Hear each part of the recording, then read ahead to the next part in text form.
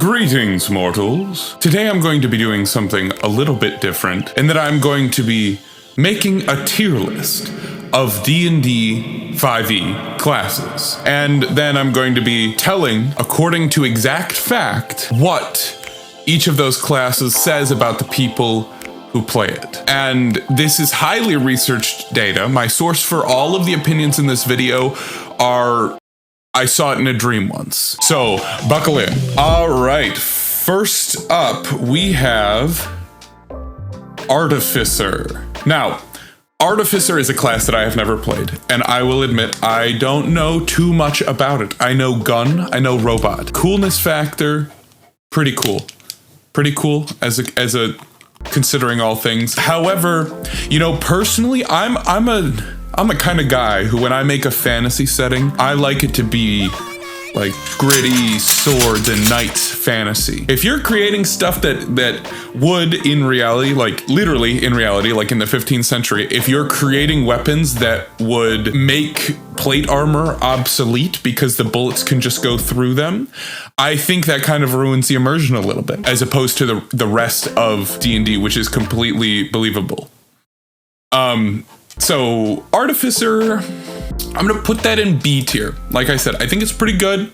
It's fun. It's very useful. The armor one, where you can like imbue people's armor and or weapons with magic, the subclass, I mean, that's very good. What does it say about you if you play an Artificer? Well, I think Artificers are nerds. I mean, I get we're playing D&D here, and everybody's kind of nerdy, maybe. Maybe not, though. I've never seen like a meathead play an Artificer. It's either like woman in STEM, or it's just you're a nerd and or a power gamer. That's what Artificer is. But, you know, to each their own. Couldn't be me. All right, back to it. Next up, Barbarian. Barbarians are angry boys. They rage, they hit stuff, they can't feel pain. It is very hard to kill them. A lot of hit points. Most hit points out of anybody. Very one note. However, in my personal experience, playing that one note to the hilt can be very fun. Not in a way that ruins everybody else's fun, I should say. You have to respect what everybody else is trying to do and not just absolutely ruin their fun. But playing that dumb, strong meathead is a fun thing to do. So I'm gonna put it in A tier. I know some people might be mad at me for that, but, you know, let's go. Fight me, I guess, in the comments. Not in real life. I'm delicate. I'm a delicate little flower. Next up, the Bard. A Bard, jack of all trades, master of none, but better than master of one, is as the saying goes. I really like Bards. They're usually not, I find myself usually playing martial classes, but if there's enough people in the group that I can just pick a support class, or I can just mess around. Like my first serious character in a TTRPG was a Bard. Favrius Timian Durmark, at your service. And I really enjoyed playing. I made him in kind of a martial class because he was College of Swords, but Bards are just fun. Bards are just fun. You can do everything you want to with a Bard. It's a very fun class to play because you can turn it into whatever you want while still being good at everything. They're practically as good at being skill monkeys as rogues are. So I'm gonna put Bard in S tier. Oh, am I gonna be able to be mean to any of these classes? I like this game so much. You know, I'm gonna scoot Artificer down to C tier. I feel like I'm just revealing things about myself. I keep forgetting to say what it says about you if you play these classes. If you play a Barbarian, maybe you're just a simple person, or maybe you have a deep-seated rage. But I feel like if you play a Barbarian, you don't have anger issues in real life. I feel like you control your rage and you keep your emotions tucked inside you, and then you get to let them out vicariously through playing this game, which is what this game is good for. And I feel like if you play a Bard, you're a whore. No, not a whore. You're a slut. I've said too much already. Moving on. Clerics, the holy boys. They worship a god. They're one of the most complicated spellcasters. Honestly, druids and clerics are more complicated spellcasters than wizards, don't at me, because they have to choose between their whole spell list every short rest. Right? Wizards get wizard spells, which they're really like, those are the spelliest spells. That's the most magical magic. But clerics and druids picking between their spells, and also like usually it being better to pick support spells or spells tailored for a specific situation when you're a cleric. You know, I appreciate it.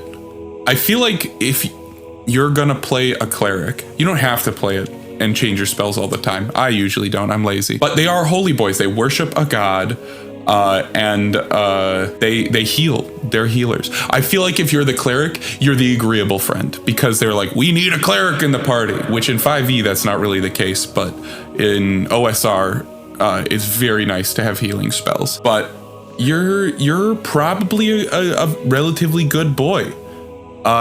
In IRL, in IR real life L, SMH my head. What do I see?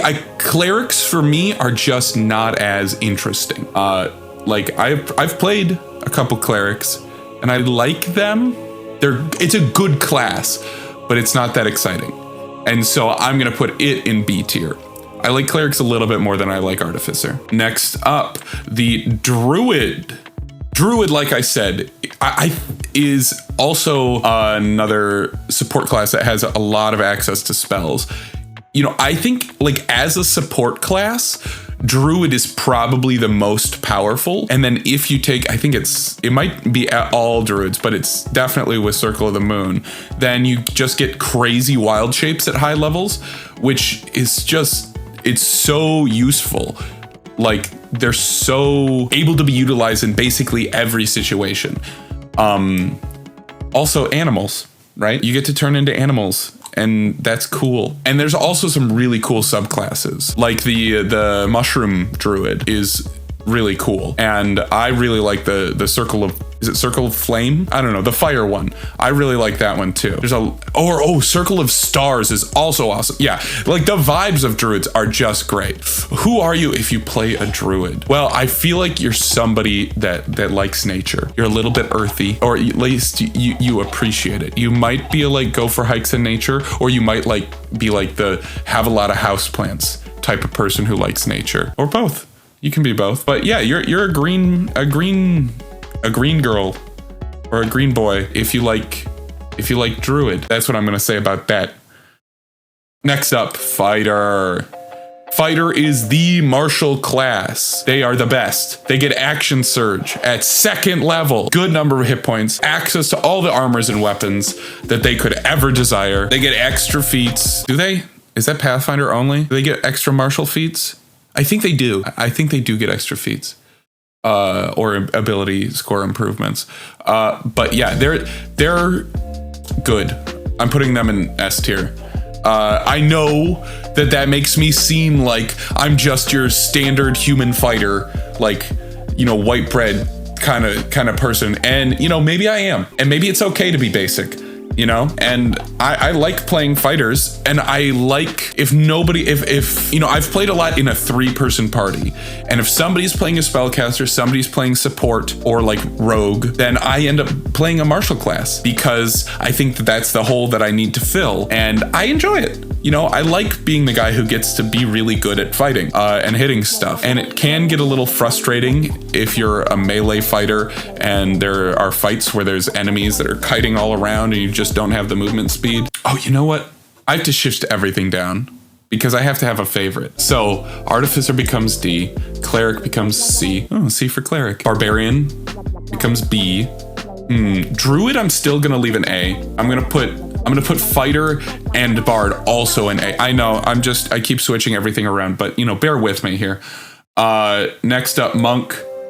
Monks are kind of trash. I mean, they can be good, but it's like you do a lot of a mediocre thing rather than being really good at something, right? Like you punch a lot of times and that's good, right? And your punches do a little bit more damage than the normal person's punches, which is pretty good. And you get to do a lot of them. So you can do pretty good damage, but overall, kind of a stinky class. If you play a monk, you're either like trying to realize a character from fiction in your D&D game and play as that character, because there are a lot of characters that can be monks, or I don't know, you did karate as a kid, or you're just going for like a specific vibe. I feel like you choose monks based off of vibes alone rather than any other thing, right? Like they're the right vibe for the character you want to play, so you pick monk. Like, even though other classes are better at martial. Don't get me wrong, monks are broken. Like the fall damage thing, the stunning fist or whatever it is, they're really good. You know what? I gotta give him at least C tier. Do I give him B tier? No, I'm gonna give him C tier. Right along with the clerics. Yeah. Okay. Paladin. You know, this is me. This is my go-to. This is my favorite class to play. It's martial, and it's really, really good at martial because you can throw a smite on anything after you already hit. You get a fighting style, so you get to specialize at one thing when it comes to combat. You do get extra attack. It's not quite as good at a fighter at being martial, but then you get spells, and you don't get that many spells, but they're so good at fighting already. And then you add to that the fact that they have spells that you can manipulate. There's just, Paladin is ideal for me because I like to have options while also being really good at being a martial class. And like Eldritch Knight just doesn't have the same, it just can't compare to a Paladin when it comes to like a martial character who can spell cast. Like Paladin is it for me. So that's going in S tier. Absolutely. That's why I moved everything down, because I knew I needed to put out Paladin in S tier. Ranger, they did fix Ranger, but I don't know everything about new Ranger.